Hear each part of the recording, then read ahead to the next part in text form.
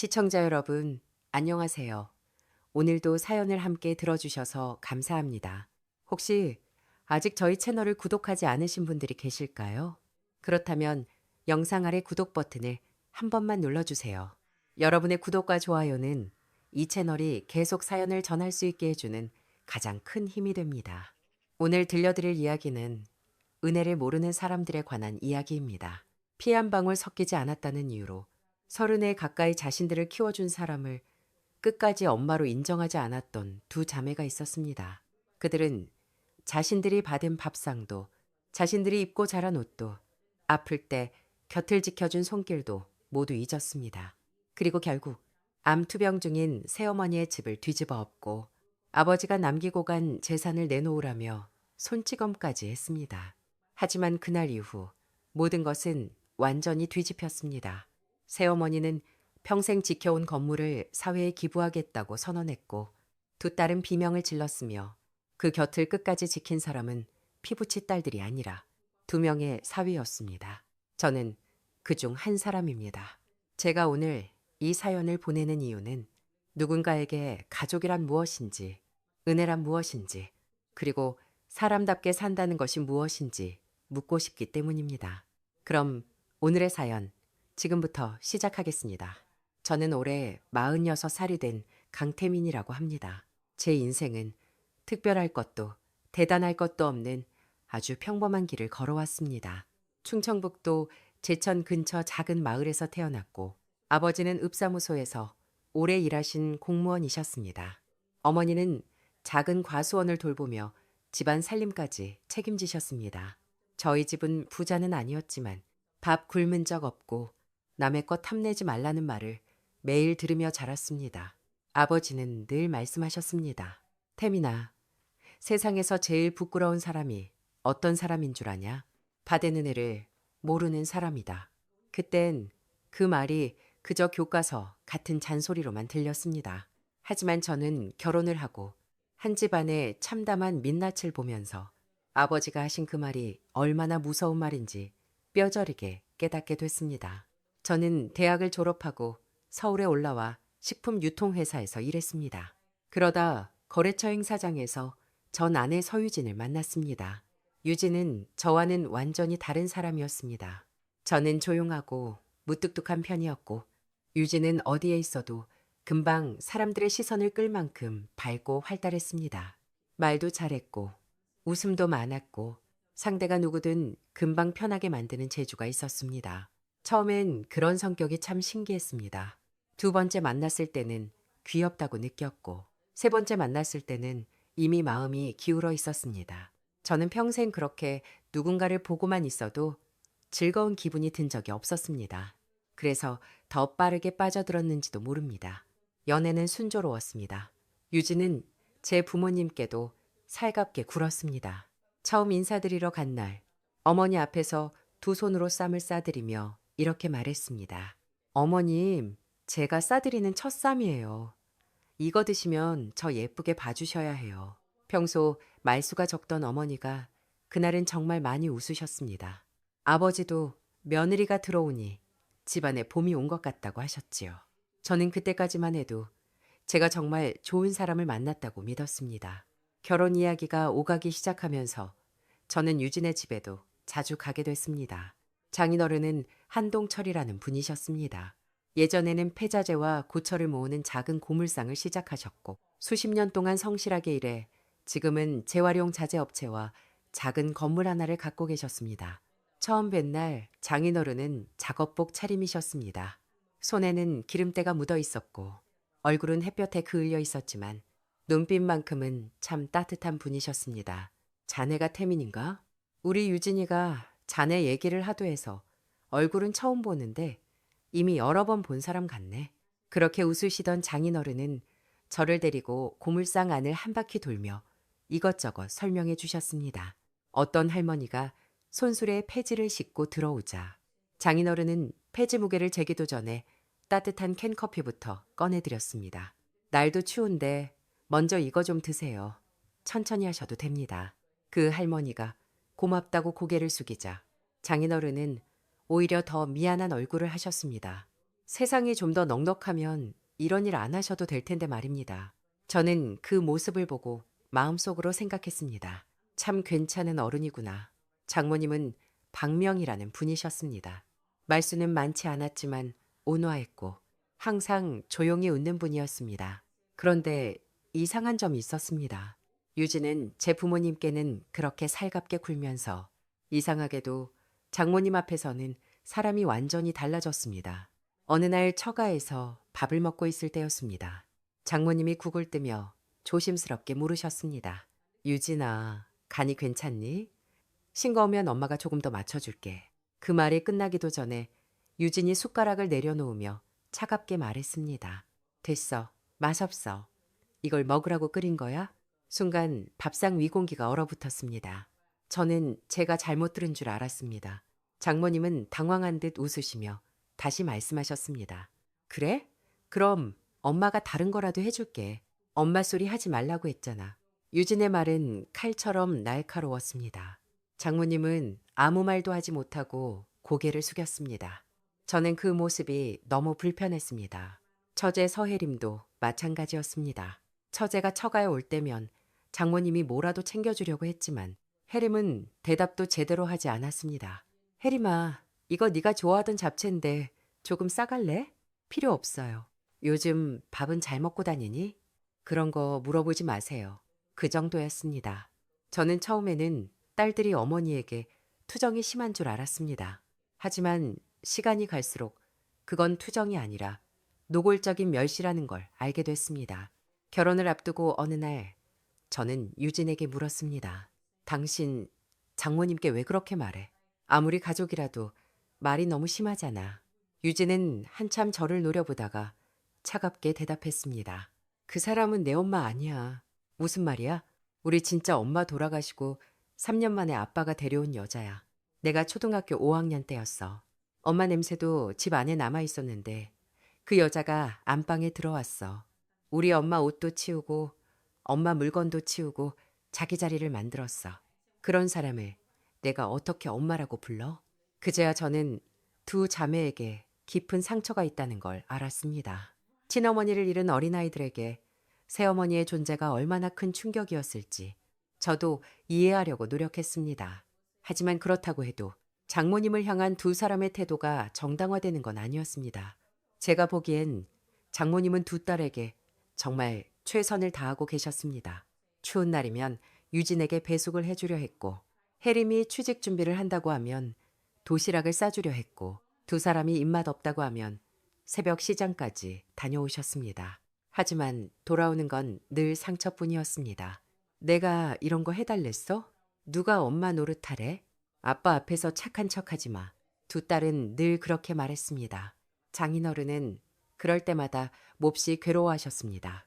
한 번은 유진이 장모님에게 당신 같은 사람 때문에 우리 집이 망가졌다고 소리치자 장인어른 이 참다 못해 크게 호통을 치셨습니다. 너희들 정말 은혜도 모르는구나. 명희가 너희를 어떻게 키웠는데 그딴 말을 하냐? 유진은 지지 않고 맞받아쳤습니다. 아빠는 결국 우리보다 저 여자 편이잖아. 그 건물도 저 여자 명의로 해줬잖아. 그게 누구 돈인데? 우리 엄마랑 살 때부터 아빠가 모은 돈 아니야? 그때 저는 처음 알았습니다.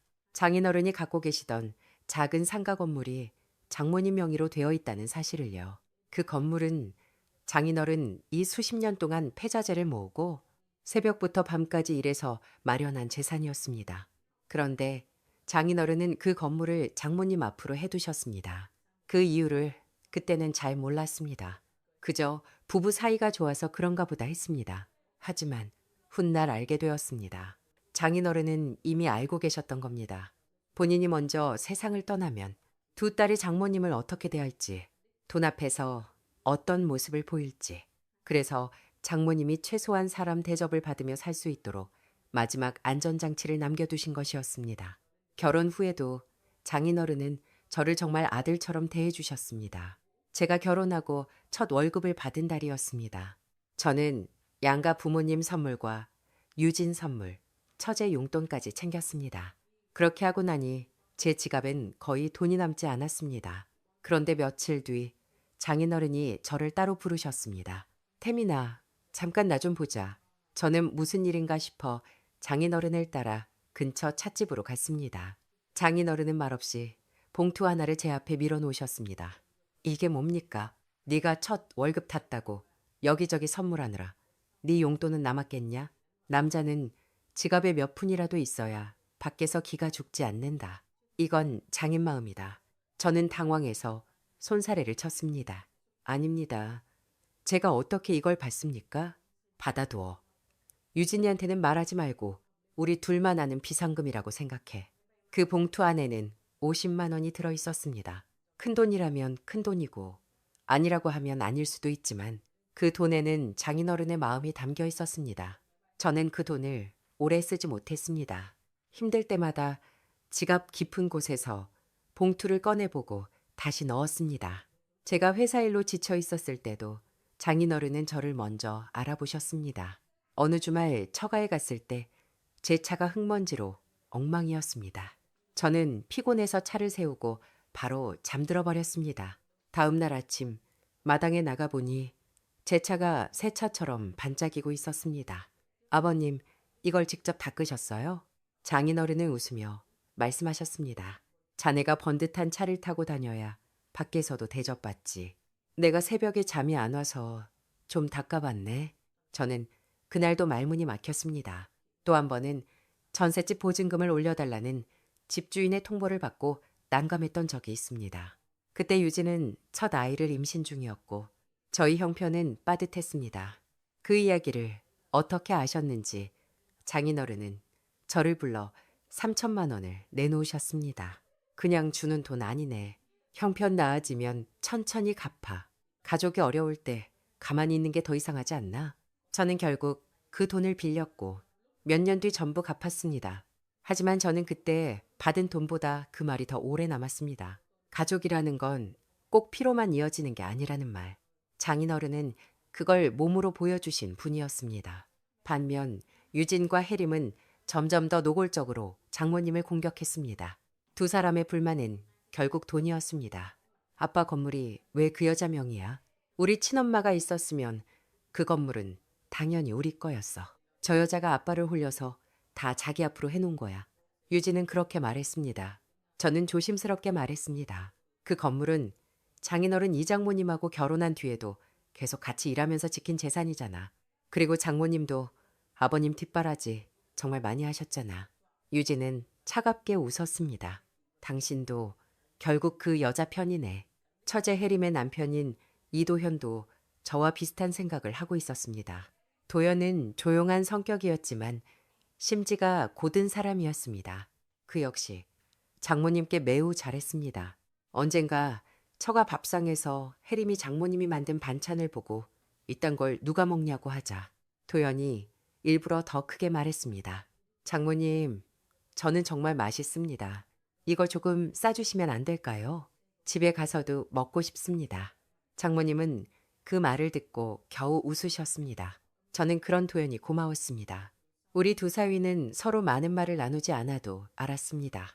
이 집에서 장모님을 사람답게 대해주는 사람은 우리 둘뿐이라는 것을요. 그러던 어느 날 장인어른이 갑자기 쓰러지셨습니다. 뇌출혈이었습니다. 소식을 듣자마자 병원으로 달려갔지만 상태는 좋지 않았습니다. 장인어른은 중환자실 침대 위에서 거의 말을 하지 못하셨습니다. 저는 유리병 너머로 장인어른을 보며 계속 기도했습니다. 제발 한 번만 더 일어나 주세요. 아직 하실 일이 많잖아요. 손주가 학교 가는 것도 보셔야 하고 저한테 낚시도 다시 가자고 하셨잖아요. 하지만 장인어른은 마지막 힘을 모아 저를 불렀습니다. 저는 침대 옆으로 다가가 장인어른의 손을 잡았습니다. 장인어른의 손은 예전처럼 따뜻했지만 힘이 없었습니다. 그분은 마른 입술로 겨우 말씀하셨습니다. 태민아, 네, 아버님. 명의 좀 부탁하네. 저는 그 자리에서 울음을 삼켰습니다. 걱정하지 마세요. 제가 지켜드릴게요. 장인어른은 희미하게 고개를 끄덕이셨습니다. 자네만 믿네. 그게 마지막 말씀이었습니다. 장인어른은 그렇게 세상을 떠나셨습니다. 장례식 내내 장모님은 거의 정신을 놓고 계셨습니다. 평생 의지하던 남편을 잃은 사람의 얼굴이 어떤 것인지 저는 그때 처음 보았습니다. 그 와중에도 유진과 해림은 상주 역할은 했지만 마음은 딴 데 있는 사람들 같았습니다. 조문객 앞에서는 슬픈 척했지만 뒤에서는 장모님이 들을까봐 조심하지도 않고 재산 이야기를 꺼냈습니다. 이제 건물 문제 정리해야 되는 거 아니야? 아빠 돌아가셨으니 저 여자 혼자 다 먹겠네. 그냥 두면 안 돼. 그 말을 듣고 저는 소름이 돋았습니다. 아버지를 떠나보낸 지 하루도 안 됐는데 두 자매 머릿속에는 벌써 건물과 돈이 들어 있었습니다. 그 이후 저는 장인어른과의 약속을 지키기 위해 장모님을 더 자주 챙겼습니다. 장모님이 혼자 계시면 식사는 하셨는지 전화했고 무거운 물건을 옮길 일이 있으면 먼저 가서 도왔습니다. 도연도 마찬가지였습니다. 그런데 몇 년 뒤 장모님이 암 진단을 받으셨습니다. 처음엔 위험 정도로 생각하고 병원에 가셨다는데 검사 결과가 좋지 않았습니다. 수술과 항암 치료가 필요했습니다. 저는 그 소식을 듣고 바로 병원으로 달려갔습니다. 도연도 일을 마치고 곧장 왔습니다. 하지만 정작 딸인 유진과 혜림은 오지 않았습니다. 유진은 보험 영업일이 바쁘다고 했고 혜림은 몸이 안 좋다고 했습니다. 장모님은 병상에서 저희 두 사위를 보고 눈물을 흘리셨습니다. 내 딸들도 안 오는 곳에 자네들이 왜 와 있나. 미안해서 내가 어떻게 얼굴을 드나. 저는 장모님 손을 잡고 말했습니다. 장모님, 그런 말씀하지 마세요. 아버님께 제가 약속드렸습니다. 제가 장모님 지켜드리겠다고요. 도연도 옆에서 말했습니다. 저도 있습니다. 장모님 혼자 아니세요. 그때 장모님은 한참 동안 말을 잇지 못하셨습니다. 항암 치료는 쉽지 않았습니다. 장모님은 자주 구토를 하셨고 머리카락도 많이 빠졌고 먹는 것도 힘들어 하셨습니다. 그때도 유진과 혜림은 거의 나타나지 않았습니다. 가끔 오더라도 걱정보다는 재산 이야기를 돌려서 꺼냈습니다. 엄마, 아니, 어쨌든 그 건물은 나중에 어떻게 할 거예요? 아빠가 남긴 거잖아요. 우리가 딸인데 우리한테도 권리가 있죠. 장모님은 그때마다 조용히 눈을 감으셨습니다. 저는 그 모습을 볼 때마다 속이 뒤집혔습니다. 그러던 어느 날 저는 장모님에게서 떨리는 전화를 받았습니다. 박서방, 아니 태민아, 잠깐 와줄 수 있겠나? 목소리가 이상했습니다. 무섭고 지친 목소리였습니다. 저는 회사에서 바로 조퇴하고 처가로 달려갔습니다. 도착한 순간 저는 눈앞의 광경을 보고 심장이 내려앉는 줄 알았습니다. 거실은 엉망이었습니다. 화분은 깨져 있었고 서랍은 모두 열려 있었고 장롱 안의 옷가지들이 바닥에 쏟아져 있었습니다. 그리고 장모님은 거실 바닥에 주저앉아 있었습니다. 팔에는 시퍼런 멍이 있었고 입가도 조금 찢어져 있었습니다. 장모님, 이게 어떻게 된 일입니까? 장모님은 저를 보자마자 눈물을 터뜨리셨습니다. 내가 이런 꼴을 보여서 미안하네. 누가 그런 겁니까? 장모님은 오래 망설이다가 말했습니다. 유진이랑 혜림이가 왔다 갔네. 저는 순간 귀를 의심했습니다. 두 사람이 장모님에게 건물 등기 권리증과 통장을 내놓으라며 찾아왔던 겁니다. 장모님이 거절하자 집안을 뒤지고 말리던 장모님을 밀쳤다고 했습니다. 그 과정에서 장모님이 넘어졌고 가구 모서리에 팔과 다리를 부딪혔습니다. 저는 손이 떨렸습니다. 제가 사랑했던 아내가 제 아이의 엄마인 사람이 암투병 중인 장모님에게 이런 짓을 했다는 사실이 믿기지 않았습니다. 그날 저와 함께 간 아들도 그 모습을 보았습니다. 당시 9살이던 제 아들은 장모님의 멍을 보고 울먹였습니다.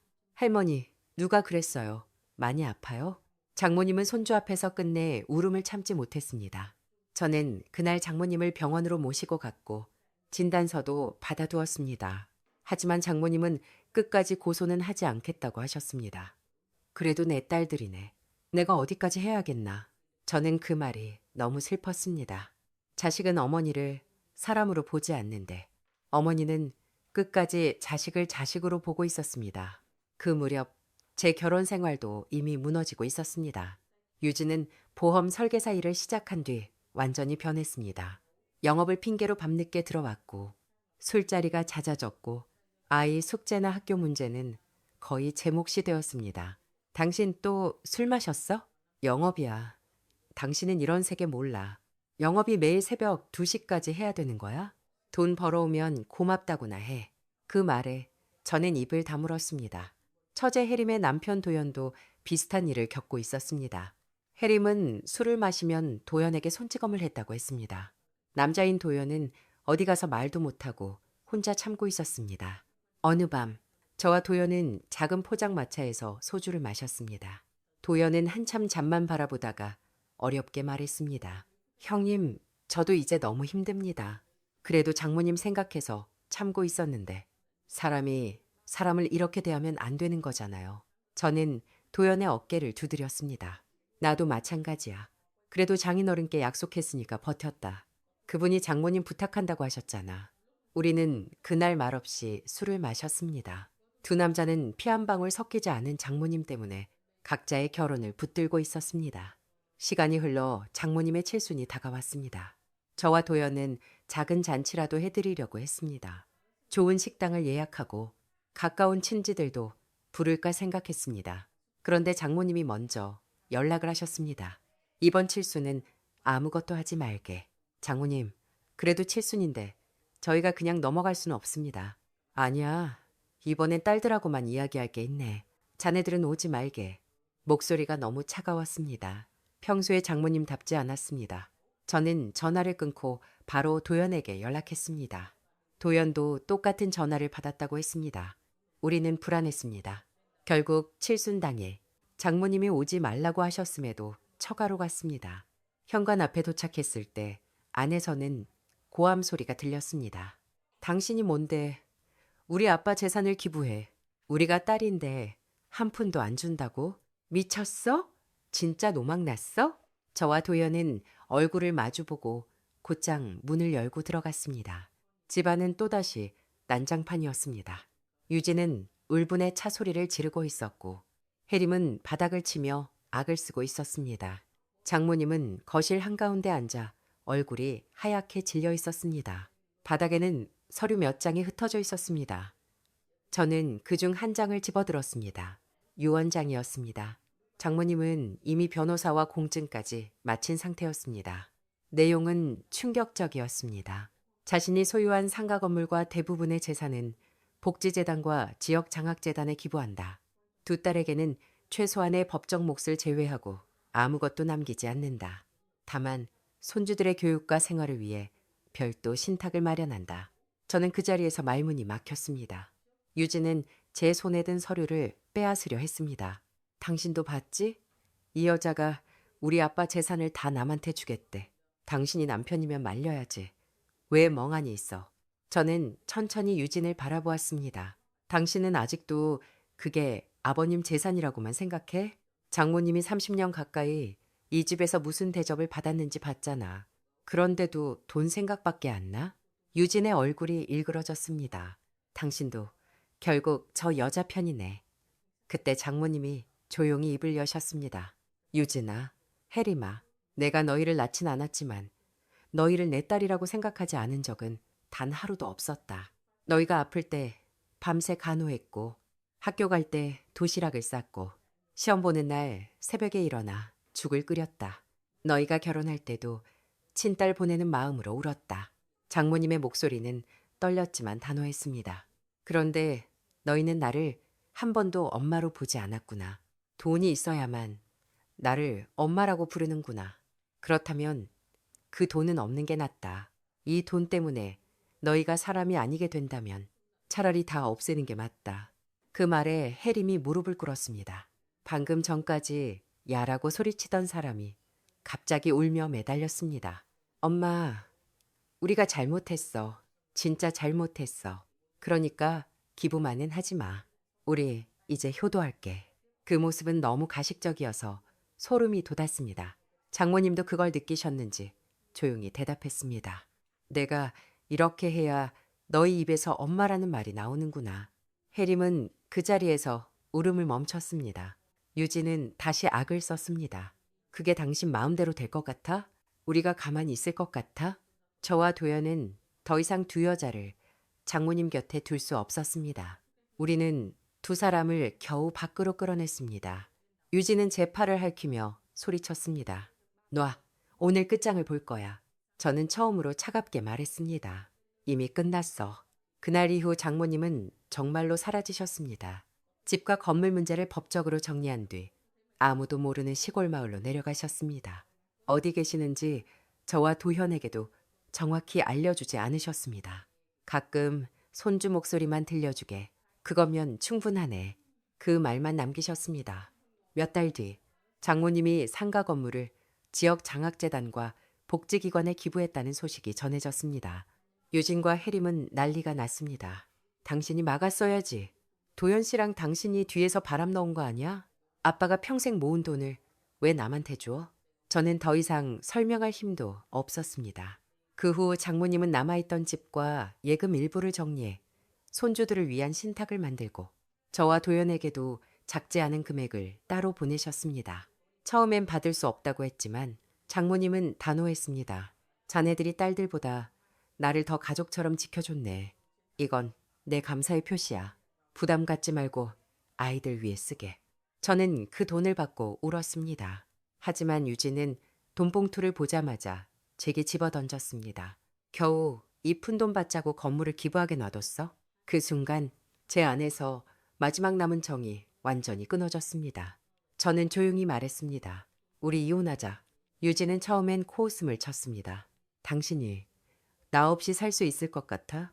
살 수 있어. 오히려 이제야 숨이 쉬어. 그날 저는 장인어른께 마음속으로 사과했습니다. 아버님, 제가 끝까지 버텨보려고 했습니다. 아버님께서 장모님을 부탁하신 말씀을 잊지 않았습니다. 하지만 이제 더는 유진과 살 수 없습니다. 죄송합니다. 도연도 얼마 지나지 않아 혜림에게 이혼을 통보했습니다. 혜림은 마지막까지 장모님이 준 돈을 내놓으라며 도현을 몰아붙였지만 도현은 흔들리지 않았습니다. 우리는 그렇게 둘 다 이혼남이 되었습니다. 이상하게 들릴지 모르지만 이혼 후 저와 도현은 오히려 진짜 형제처럼 가까워졌습니다.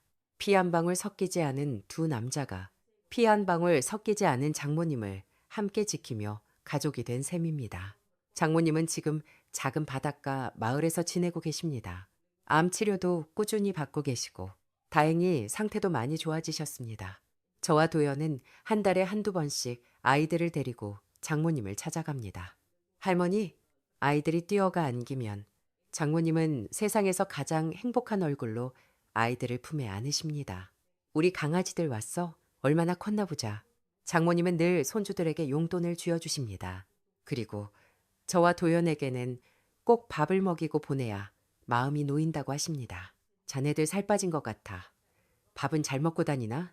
그 말을 들을 때마다 저는 이상하게 마음이 따뜻해집니다. 장인어른 이 제게 남기신 마지막 부탁. 저는 아직도 그 약속을 지키고 있다고 생각합니다. 비록 유진과는 남이 되었지만 장모님은 여전히 제 가족입니다. 유진이 어디에서 어떻게 사는지는 정확히 모릅니다. 가끔 지인을 통해 새로운 사람을 만난다는 이야기를 들은 적은 있습니다. 이제는 궁금하지도 않습니다. 혜림도 마찬가지입니다. 저는 그 두 사람이 언젠가 자신들이 무엇을 잃었는지 깨닫기를 바랍니다. 돈을 잃은 게 아닙니다. 건물을 잃은 것도 아닙니다. 자신들을 끝까지 딸이라고 믿어준 사람을 잃은 것입니다. 장모님은 아직도 두 딸을 완전히 미워하지 못하십니다. 가끔 유진 이야기가 나오면 쓸쓸한 얼굴로 말씀하십니다. 그래도 자식인데 어디서 밥은 먹고 살겠지. 저는 그 말을 들을 때마다 마음이 아픕니다. 왜 어떤 사람들은 자신을 끝까지 사랑해주는 사람을 가장 함부로 대할까요? 왜 받은 은혜는 쉽게 잊고 받지 못한 것만 평생 붙잡고 사는 걸까요? 저는 이제 압니다. 사람은 돈이 많아서 행복해지는 것이 아니라 자신이 받은 마음을 알아볼 줄 알아야 행복해진다는 것을요. 오늘 사연을 들으시는 여러분도 혹시 곁에 있는 누군가의 마음을 너무 당연하게 여기고 있지는 않은지 한 번쯤 돌아보셨으면 좋겠습니다. 사랑은 받을 때는 잘 보이지 않습니다. 하지만 잃고 나면 그제야 얼마나 컸는지 알게 되는 경우가 많습니다. 저는 늦게라도 장모님의 사랑을 알아볼 수 있어서 다행이라고 생각합니다. 그리고 장인어른께 부끄럽지 않게 앞으로도 장모님의 가족으로 모시며 살 생각입니다. 사실 제가 이 사연을 쓰면서도 가장 많이 망설였던 부분은 유진과 혜림을 얼마나 나쁘게 말해야 하는가 하는 문제였습니다. 한때 유진은 제 아내였고 제 아이의 엄마였습니다. 혜림 역시 처제였고 명절이면 같은 식탁에 앉아 웃던 사람이었습니다. 그래서 저는 오랫동안 두 사람을 미워하지 않으려고 했습니다. 어릴 때 친어머니를 잃은 상처가 얼마나 컸을지, 아버지가 새어머니를 데려왔을 때 얼마나 배신감을 느꼈을지 그 마음만큼은 이해하려고 애썼습니다. 하지만 이해와 용서는 다릅니다. 상처가 있다고 해서 누군가를 평생 짓밟을 권리가 생기는 건 아닙니다. 어릴 때 아팠다고 해서 자신을 키워준 사람에게 막말을 해도 되는 건 아닙니다. 가슴속에 원망이 있다고 해서 암 투병 중인 사람의 팔을 잡아 밀치고 집안을 부수며 재산을 내놓으라고 협박해도 되는 건 더더욱 아닙니다. 저는 그 선을 유진이 넘는 순간을 너무 많이 보았습니다. 처음에는 제가 중간에서 풀어보려고 했습니다. 퇴근 후 유진과 마주 앉아 조용히 이야기했습니다. 유진아, 당신 마음에 상처가 있는 건 알아. 그런데 장모님도 당신한테 상처받고 계셔. 당신이 한마디 할 때마다 그분 얼굴이 무너지는 거 안 보여? 유진은 대답 대신 웃었습니다. 그 여자가 불쌍해 보여? 불쌍해서가 아니라 가족이잖아. 가족? 누가 가족이래? 당신이 뭘 알아? 그 말을 들을 때마다 저는 벽에 대고 말하는 기분이었습니다. 장모님은 단 한 번도 자신을 변호하지 않았습니다. 두 딸이 아무리 모질게 굴어도 그저 내가 부족해서 그렇다고만 하셨습니다. 한 번은 장모님이 제게 조용히 말씀하신 적이 있습니다. 태민아, 유진이가 그렇게 말해도 너무 미워하지 말게. 그 아이가 어릴 때 많이 울었네. 내가 아무리 잘해주려고 해도 엄마 잃은 아이 마음을 내가 어떻게 다 알겠나. 내가 그 자리에 들어간 것만으로도 그 아이한테는 죄인이었겠지. 저는 그 말에 목이 메었습니다. 장모님은 죄인이 아니세요. 그렇게 생각하지 마세요. 장모님은 웃으셨지만 그 웃음은 참 외로워 보였습니다. 그런 장모님을 가장 가까이에서 본 사람이 장인어른이었습니다. 장인어른은 두 딸이 보지 않는 곳에서 장모님을 많이 챙기셨습니다. 제가 처가에 가면 가끔 두 분이 마당에 나란히 앉아 계셨습니다. 장인어른은 고물상이를 마치고 돌아와도 장모님 손이 거칠어진 걸 보면 말없이 손크림을 가져다 발라주셨습니다. 당신 손 또 텄네. 이 손으로 애들 밥 해먹이고 나 뒷바라지 하느라 고생했는데 애들이 그걸 알아야 하는데 말이야. 장모님은 늘 웃으며 손을 빼셨습니다. 그만해요. 애들 듣겠어요. 들어야지. 들어야 사람 되지. 장인어른의 말투는 거칠 때도 있었지만 그 안에는 장모님을 향한 미안함과 고마움이 가득했습니다. 그래서였을 겁니다. 장인어른이 돌아가시기 전까지도 가장 걱정하신 사람이 장모님이었던 이유가요. 장례가 끝나고 얼마 지나지 않아 유진과 혜림은 장모님에게 재산 이야기를 꺼냈습니다. 처음엔 조심스럽게 시작했습니다. 엄마, 아니, 아줌마, 아빠 건물은 앞으로 어떻게 할 생각이에요? 장모님은 조용히 대답하셨습니다. 그건 나중에 천천히 이야기하자. 아직 내 아빠 보낸 지 얼마 되지도 않았다. 혜림이 바로 받아쳤습니다. 나중에가 언젠데요? 아빠 없으니까 이제 본인 마음대로 하겠다는 거예요? 그때 저는 끼어들었습니다. 혜림 씨, 지금은 그런 이야기 할 때가 아니잖아요. 혜림은 저를 노려보며 말했습니다. 형부도 가만히 있어요. 이건 우리 집안일이에요. 그 순간 도연이 조용히 말했습니다. 당신 그만해. 장모님 힘드셔. 혜림은 남편에게도 차갑게 쏘아붙였습니다. 당신은 또 왜 그 여자 편이야? 다들 미쳤어? 그런 식이었습니다. 두 자매는 장모님을 그 여자라고 불렀습니다. 그 호칭 하나만 들어도 그들의 마음속에 장모님이 어떤 존재인지 알 수 있었습니다. 장모님은 그때도 아무 말 없이 방으로 들어가셨습니다. 저는 그 뒷모습이 오래 잊히지 않습니다.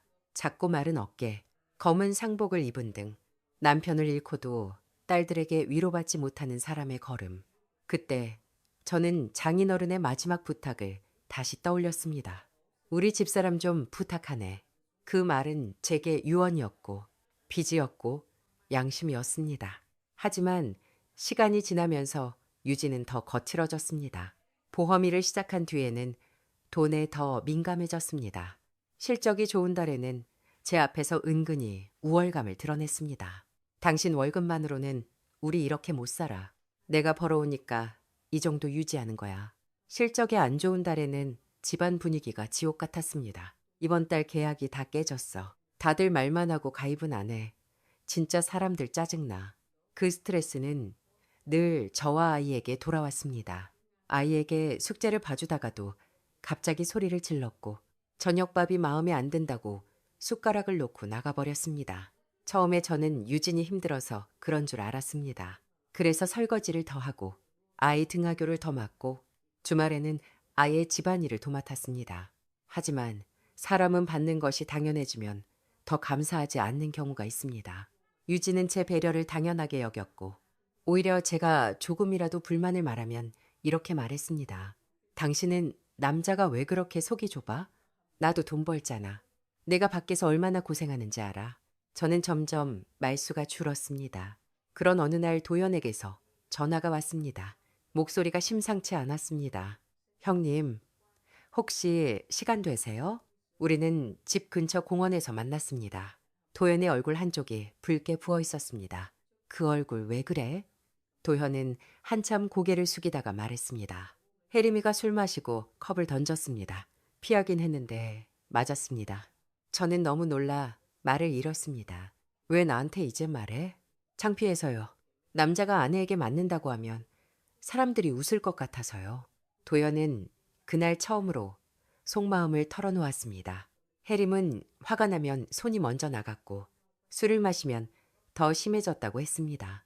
그런데도 도현은 참고 있었습니다. 장모님 때문이었습니다. 제가 떠나면 장모님은 더 외로워지실 것 같아서요. 적어도 제가 처가에 가면 장모님은 웃으시거든요. 저는 도연의 말을 듣고 마음이 무너졌습니다.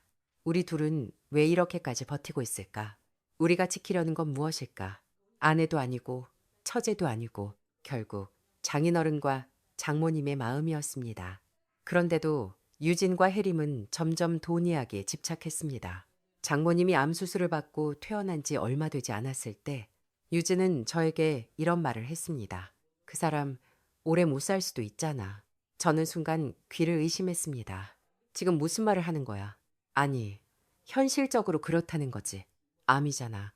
그러니까 재산 정리도 미리 해둬야 하는 거 아니냐고. 장모님 아직 치료 중이야.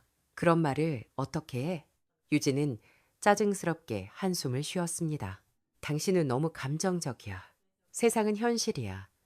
돈 문제는 감정으로 해결하는 거 아니라고. 그 말에 저는 처음으로 유진이 낯설게 느껴졌습니다. 제가 사랑했던 밝고 귀엽던 여자는 어디로 갔는지. 눈앞에는 돈 계산만 하는 사람이 앉아 있었습니다. 혜림도 다르지 않았습니다. 도연말로는 혜림이 매일같이 건물은 내 목도 있다고 떠들었다고 했습니다. 우리 아빠가 번 돈인데 왜 우리가 못 가죠? 그 여자가 죽으면 다 우리 거 아니야? 아니, 그 전에라도 받아내야지. 도연은 그 말을 들을 때마다 속이 뒤틀렸다고 했습니다. 그러다 결국 그날이 온 겁니다. 장모님의 집이 난장판이 되고 팔과 다리에 멍이 들고 어린 손주가 그 모습을 보는 그날이요. 저는 그날 밤 집에 돌아와 유진에게 물었습니다. 오늘 처가에 갔지? 유진은 아무렇지 않게 대답했습니다. 응. 장모님 밀쳤어? 뭐? 장모님 팔에 멍이 들었어. 집도 엉망이었고. 유진은 오히려 화를 냈습니다. 그 여자가 또 불쌍한 척했구나. 내가 살짝 밀었는데 혼자 넘어졌겠지. 왜? 내가 죽이기라도 했대? 그 말을 듣는 순간 저는 등골이 서늘했습니다. 당신 정말 무섭다. 유진은 저를 비웃었습니다. 당신이 더 웃겨. 남의 엄마한테 왜 그렇게 정성을 쏟아? 혹시 그 여자가 뭐 준대? 그 말이 제 가슴에 꽂혔습니다. 장모님을 챙기는 이유를 돈으로만 해석하는 사람. 은혜를 갚는다는 감정을 이해하지 못하는 사람. 저는 그날부터 마음속으로 이혼을 준비하기 시작했습니다. 다만 장모님 문제가 먼저였습니다. 장모님 칠순 당일의 유언장 사건은 모든 것을 끝내는 결정타였습니다. 사실 장모님은 그전부터 많은 고민을 하셨던 것 같습니다. 저에게 직접 말씀하신 적은 없지만 도연에게도 비슷한 암시를 하셨다고 합니다. 강서방, 사람이 돈을 남기면 남은 사람들 마음이 흐려지기도 하나 보네. 도연은 그때 그냥 지나쳤다고 했습니다. 설마 장모님이 정말 기부를 결심하고 계실 줄 몰랐던 겁니다. 나중에 알게 된 사실이지만 장모님은 변호사를 여러 차례 만나셨습니다. 본인이 가진 상가와 예금을 어떻게 정리해야 법적으로 분쟁이 적은지, 딸들이 소송을 걸면 어떻게 되는지, 손주들에게 최소한 어떻게 도움을 줄 수 있는지 하나하나 알아보셨다고 합니다. 그리고 그 과정에서 가장 많이 우셨다고 했습니다. 변호사가 따님들에게 너무 적게 남기면 다툼이 생길 수 있습니다라고 말하자 장모님은 이렇게 대답하셨다고 합니다. 다툼은 이미 생겼습니다. 제가 돈을 남기면 그 돈 때문에 더 괴물이 될 겁니다. 그 말이 얼마나 무거운 말인지 저는 나중에야 알았습니다. 장모님은 딸들을 완전히 버리고 싶었던 게 아니었습니다. 오히려 마지막으로 딸들을 맡고 싶었던 겁니다. 돈 때문에 더 망가지지 않도록 돈이라는 불씨를 없애려 했던 겁니다. 하지만 유진과 해림은 그 마음을 끝내 이해하지 못했습니다. 기부가 완료됐다는 소식을 들은 날, 유진은 거실에서 정말 미친 사람처럼 날뛰었습니다. 그 여자가 우리 인생을 망쳤어. 당신도 공범이야. 당신이 옆에서 부추겼지? 저는 조용히 말했습니다. 장모님은 스스로 결정하셨어. 거짓말하지 마. 그 여자가 무슨 생각을 해? 당신이랑 도연 씨가 꼬드겼잖아. 유진아, 당신은 아직도 모르는구나. 장모님은 생각이 없는 사람이 아니야. 당신들이 사람으로 안 봤을 뿐이지. 그 말에 유진은 제 뺨을 때렸습니다. 잠깐 정적이 흘렀습니다. 아이 방문이 조금 열려 있었습니다. 아이가 그 장면을 보았는지 문틈 사이로 눈이 흔들리고 있었습니다. 그 순간 제 결심은 완전히 굳었습니다. 이 집에서 아이가 더 이상 무엇을 보고 자라면 안 되는지 저는 너무 분명히 알았습니다. 우리 끝내자. 유진은 한참 저를 바라보다가 기묘하게 웃었습니다. 그래, 이혼해. 나도 지긋지긋해. 그 대신 돈 문제는 확실히 해. 끝까지 돈이었습니다. 이혼 과정은 순탄하지 않았습니다. 유진은 제가 장모님에게 받은 돈까지 재산분할 대상이라고 주장했습니다. 하지만 그 돈은 장모님이 제게 별도로 증여한 것이었고 저는 세무사와 변호사의 도움을 받아 명확히 정리했습니다. 아이 양육권 문제도 있었지만 유진은 생각보다 크게 집착하지 않았습니다. 그녀의 관심은 아이보다 돈에 가까웠습니다. 그 부분이 가장 아팠습니다. 한때 유진은 아이를 안고 세상에서 제일 행복한 얼굴을 했습니다. 그런데 어느 순간부터 아이마저 자신의 인생의 걸림돌처럼 여기는 것 같았습니다. 법원 조정 자리에서 유진은 이렇게 말했습니다. 아이는 당신이 키워. 나는 일해야 하니까. 그 말을 듣고 저는 마음이 무너졌지만 동시에 다행이라고도 생각했습니다. 아이가 더 이상 그런 엄마 밑에서 눈치를 보며 살지 않아도 되었으니까요. 도현의 이혼은 더 험했습니다. 해림은 폭력 사실을 부인했고 오히려 도연이 자신을 무시했다고 주장했습니다. 하지만 도연은 병원 진단서와 녹음 파일을 가지고 있었습니다. 저는 증인으로 도왔고 결국 도연도 어렵게 이혼할 수 있었습니다. 이혼이 끝난 날 저와 도연은 장인어른 산소에 갔습니다. 비가 조금 내리고 있었습니다. 우리는 우산을 들고 한참 묵묵히 서 있었습니다. 제가 먼저 입을 열었습니다. 아버님, 죄송합니다. 제가 유진을 끝까지 품지는 못했습니다. 도연도 조용히 말했습니다. 저도 죄송합니다. 그래도 장모님은 끝까지 지키겠습니다. 그때 이상하게도 마음이 조금 가벼워졌습니다. 장인어른이 어디선가 고생했다고 말해주시는 것 같았습니다. 그 후 우리는 장모님을 찾아갔습니다. 장모님은 바닷가가 보이는 작은 마을에 살고 계셨습니다.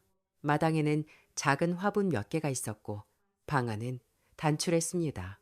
장모님은 저희를 보자마자 눈시울을 붉히셨습니다. 자네들이 왜 여기까지 왔나? 나 같은 사람 때문에 이혼까지 했는데. 저는 바로 말했습니다. 장모님 때문이 아닙니다. 저희가 사람답게 살기 위해 정리한 겁니다. 도연도 고개를 끄덕였습니다. 장모님은 저희에게 짐이 아니라 가족입니다. 장모님은 결국 울음을 터뜨리셨습니다. 그날 장모님은 처음으로 우리 두 사람을 안아주셨습니다. 고맙네. 미안하고 고맙네. 내가 낳은 자식들한테도 못 받은 마음을 자네들에게 받는구나. 그 말에 저도 눈물이 났습니다. 지금도 그 마을에 가면 장모님은 저희를 위해 밥상을 차려놓고 계십니다. 몸이 예전 같지 않으니 화려한 밥상은 아닙니다. 된장찌개, 나물, 김치, 계란말이 정도입니다. 하지만 저는 그 밥상이 세상에서 가장 따뜻합니다. 아이들은 장모님을 친할머니처럼 따릅니다. 제 아들은 아직도 장모님을 보면 제일 먼저 팔과 다리를 살핍니다. 할머니, 이제 안 아파요? 그 말을 들을 때마다 장모님은 웃으며 아이 머리를 쓰다듬습니다. 우리 강아지가 와줘서 다 나았어.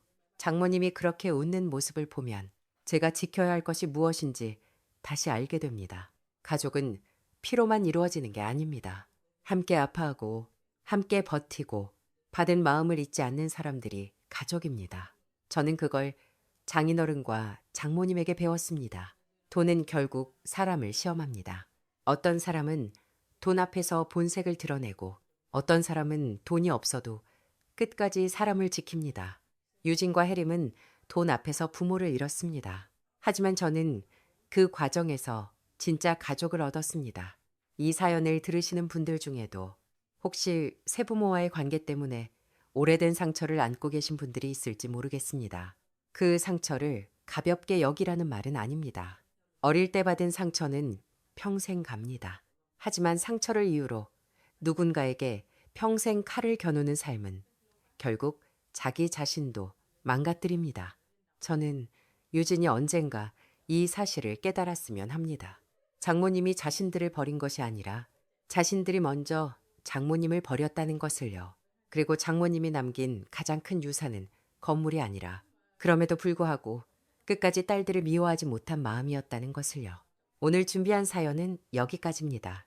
긴 시간 함께 들어주신 시청자 여러분께 진심으로 감사드립니다. 이 사연을 들으시며 느낀 점이 있으시다면 댓글로 남겨주세요. 사연 속 장모님께 전하고 싶은 응원도 함께 남겨주시면 좋겠습니다. 그리고 이런 깊은 사연을 계속 듣고 싶으시다면 영상 아래 구독 버튼을 한번 눌러주시고 좋아요와 알림 설정도 함께 부탁드립니다. 여러분의 작은 응원이 저희 채널을 계속 이어가는데 큰 힘이 됩니다. 오늘도 들어주셔서 감사합니다. 늘 건강하시고 마음 편안한 하루 보내시길 바랍니다.